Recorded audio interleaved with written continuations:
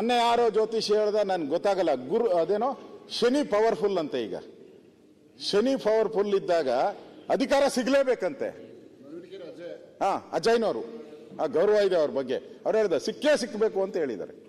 ಮತ್ತೆ ನಮ್ಮ MLA ಕೂಡ ಎದೋಳ್ರಪ್ಪ ಕೈ ಎತ್ತದ ನೋಡ್ರಮ್ಮ ಮಂಡ್ಯದು ಹೇಳ್ತಾನೆ ಅವ್ರೆ ಆಗತ್ತೆ, ಯೋಗ ಇದೆ ಅಂತ. ಅವ್ರಿಗೆಲ್ಲ ಯೋಗ ಇರೋದು, ನಿಮಗೆ ಯೋಗ ಇರೋದು ಆಕ್ಚುಲಿ.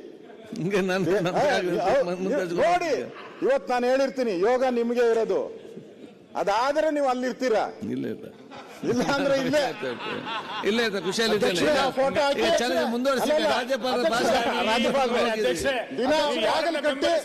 ತೀರ್ಮಾನ ಮಾಡಿ. ಈಗ ನಿಮಗೆ ಅವಕಾಶ ಸಿಗಬೇಕು ಅಂದ್ರೆ ನೀವು ಯಾರು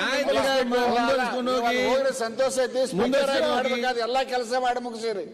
ನಮ್ಗೆ ನೀವು ದಿನ ಒಂದೊಂದು ಬಾಗ್ಲು ಹುಡ್ಕೋದು, ಹೊಸದಸ್ತ ಮಾಡೋದು, ದಿನ ಫೋಟೋ ಒಳ್ಳೆ ಕೆಲಸ ಮಾಡ್ತಾವ್ರೆ ನೋಡಿದೀರಿ.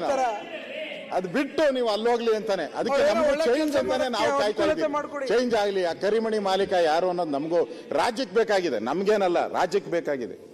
ಆಡಳಿತ ಸುಗಮವಾಗಿ ನಡಿಬೇಕು, ಆಡಳಿತ ವ್ಯವಸ್ಥೆ ಸರಿ ಹೋಗ್ಬೇಕು. ಯಾರು ಈ ಕರ್ನಾಟಕದ ಒಂದು ಸುಭದ್ರ ಆಡಳಿತ ಕೊಡ್ತಾರೆ ಅನ್ನೋದು ಜನಕ್ಕೆ ಬೇಕಾಗಿದೆ ಇವತ್ತು.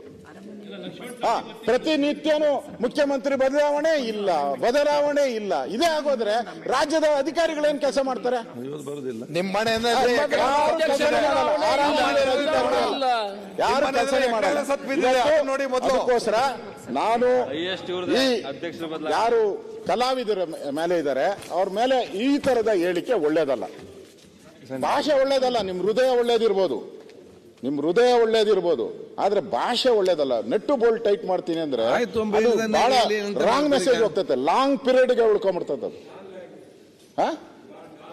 ನೋಡು ನಿಮ್ ಫ್ರೆಂಡ್ ಹೇಳ್ತಾ ಇದ್ದಾರೆ ನೋಡಿ, ಮುಗಿಸ್ಲಿ ಈಗ. ಅದರಿಂದ